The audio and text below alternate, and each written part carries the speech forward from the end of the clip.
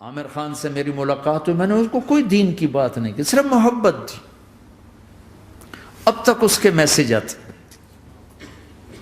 کہ میں زندگی میں کسی سے متاثر نہیں ہوا، تم پہلے آدمی ہو جس سے میں متاثر ہوں، میں نے کوئی جادو کیا، صرف محبت۔ لوگوں کو محبت دو، قریب ہوں۔ میں جب گیا بڑی مشکل سے اللہ نے، ملاقات کا کوئی راستہ ہی نہیں تھا، وہ مجھے نہیں جانتا تھا، میں اسے نہیں جانتا تھا، تو کوئی موقع نہیں مل رہا تھا ملاقات کا۔ تو اللہ نے شاہد آفریدی کو بھیج دیا۔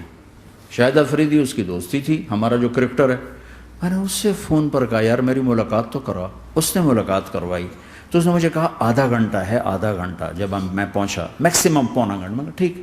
میں گیا تو وہ سہما ہوا چہرہ کہ بھئی مولانا آ گیا، پتہ نہیں کیا کہیں گے، بھئی یہ تو کیا کر رہا ہے، تو حرام کر رہا ہے، ناچ رہا ہے، گا رہا ہے، توبہ کر، ابھی تیرے لیے دوزخ کا فیصلہ ہو جائے، پتہ نہیں کیا ہو، وہ ڈرا ہوا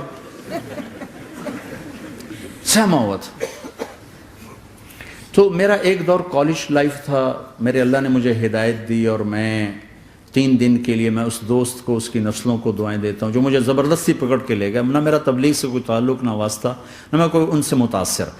ایک لڑکا تھا، بنگالی تھا، گشت کرتا تھا، لیکن میں اس سے ذرا متاثر نہیں ہوا۔ میرا دوست متاثر ہو گیا تھا، تو میں تو ان کے قریب سے نہیں گزرتا تھا۔ تو وہ اور میں اسکول میں اکٹھے آ رہے تھے، کالج میں اکٹھے آ رہے تھے، تو وہ متاثر ہوا، وہ 3 دن کے لیے جا رہا تھا، تو مجھے بتائے بغیر میرا ہاتھ پکڑ کے لے گیا، مجھے کام ہے چلو میرے ساتھ، اور میں اس کو انکار نہیں کر سکتا تھا، یہ میرا اس کا تعلق تھا۔ اب بھی اسی طرح بھائیوں جیسا تعلق، میں اس کا احسان ماں، مجھے زبردستی لے گیا۔ ہمارے پنجابی کی مثال ہے، کبے نو لت لگی، اس سیدھا ہو گیا۔ وہ جو ہوتا ہے ہنچ بیک ہوتا ہے نا، اس کو کسی نے لات ماری تو سیدھا ہو گیا۔ مہربانی بھائی تیری لات سے میں سیدھا ہو گیا، تو مجھے تو وہ کبے والی لت پہ گئی۔ تو اللہ نے مجھے اس طرف لگا دیا۔ اور جب میری کالج لائف، میں نے کالج کا بہترین سنگر تھا، اسکول کا بہترین، یہ جنید جمشید کیا ہے جو اس زمانے میں یہ سارا کو اٹھایا میں نے سارا کیا ہے۔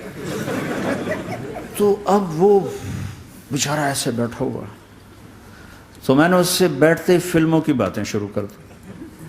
اور تھوڑی دیر بعد کہ میں نے محسوس کیا کہ فرام 60 to 72 جو فلم انڈسٹری کو جتنا میں جانتا تھا اتنا وہ نہیں جانتا تھا۔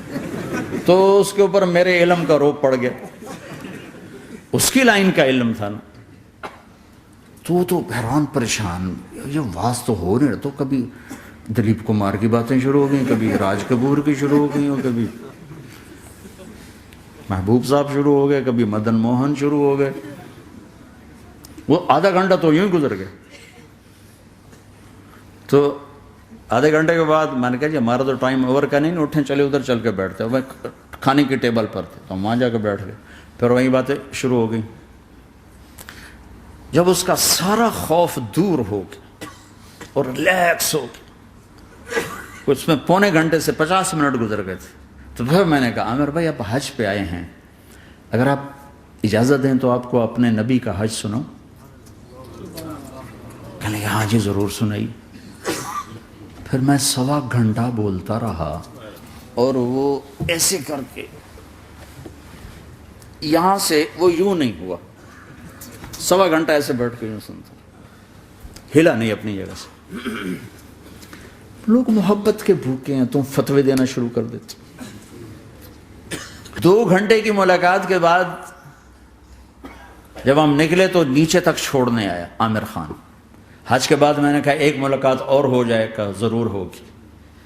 پھر اس کا میسج آیا کہ میں مدینے چلا گیا ہوں، معذرت چاہتا ہوں۔ میں نے کہا میں مدینے آ جاؤں گا، میں مدینے پہلے ہو آیا تھا حج سے پہلے۔ تو اس نے کہا کہ آپ 14 تاریخ کو آ جائیں، 4 سے 6 کا ٹائم میں نے آپ کے لیے رکھا ہے۔ تو میں، جنید اور ایک اور ساتھی ہم دوبارہ وہاں چلے گئے 4 بجے۔ 4:15 ہم اس کے ساتھ ہماری سٹنگ شروع ہوئی۔ 4:15 سے 10:15 تک 6 گھنٹے مسلسل، اور اس کے ماتھے پہ ذرا نشان نہیں آیا کہ میں بور ہو رہا ہوں۔ اور اس کے بعد ہم اٹھے، اس کا جی نہیں چاہ رہا تھا کہ ہم اٹھ کے چلے جائیں، محبت۔ پھر ایک امتحان پڑ گیا، میں اجتماع میں تھا رائمنڈ کے پچھلے سال، اس کا میسج آ گیا میری فلم تلاش آ رہی، اس کی کامیابی کی دعا کرو۔ بھائی اے چنگی بڑی. میں نے کہا اب کیا کروں؟ جواب دینا بھی ضروری، دعا بھی نہیں ہو سکتی، کیا کروں؟ تو جب وہ میسج آیا تو میرے سامنے کوئی 10-12 علماء بیٹھے تھے. میں نے کہا بھائی یہ میسج ہے، اس کا جواب. کہا جی یہ ہمارا فیلڈ نہیں تمہارا ہے، تو ہی جواب دے. میں سارا دن سوچتا رہا، مجھے کوئی جواب سمجھ میں نہیں آیا کہ جان بھی بچ جائے، جواب بھی چلا جائے. پھر اگلا دن بھی گزر گیا، مجھے کچھ سمجھ میں نہیں آیا. میں عصر کا وضو کر رہا تھا، ایک دم اللہ نے ایک مضمون دل میں ڈالا. تو میں نے فوراً بیٹھ کے اس کو میسج کیا کہ عامر بھائی، جو کریٹو ہوتا ہے نا ذہن، یہ اللہ کسی کسی کو دیتا ہے. تخلیقی ذہن یہ اللہ تعالیٰ کسی کسی کو دیتا ہے، ہر ایک کو نہیں دیتا. اور یہ اللہ کی بہت بڑی عطا ہوتی ہے. اور میں نے تمہارے ساتھ جو وقت گزارا اس میں نے دیکھا کہ اللہ نے تمہیں تخلیقی ذہن دیا ہے، تم کریٹر ہو. اور جو لوگ اس ٹائپ کے ہوتے ہیں وہ کامیابی ناکامی کی پرواہ نہیں کرتے، وہ اپنے کام سے کام رکھتے ہیں. آپ کا بھائی تو فوراً اس کا میسج آیا، آپ ٹھیک کہہ رہے ہیں، آپ ٹھیک کہہ رہے ہیں.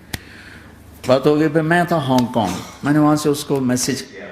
دیکھو کسی مصروف آدمی کو براہ راست فون نہ کیا کرو، میسج کیا کرو کہ میں آپ کو فون کر سکتا ہوں، چونکہ میں اس کا بہت ستایا ہوا، بہت ستایا.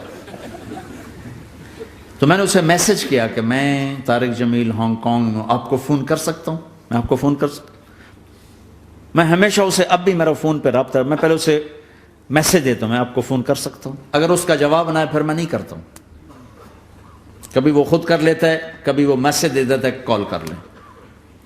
تو تھوڑی دیر بعد اس کا فون آ گیا، کیونکہ میں اس وقت دلی میں ہوں، کانفرنس میں تھا. تو میں نے آپ کا میسج دیکھا تھا، میں اٹھ کے باہر آ گیا ہوں، ابھی آپ سے بات کر کے پھر میں جاؤں گا. تو اسے باتیں کرتے کرتے کہنے لگا آپ کی دعا سے میری فلم کامیاب ہو گئی. میں کہا یا اللہ میں کوئی نہیں کی تھی تینوں.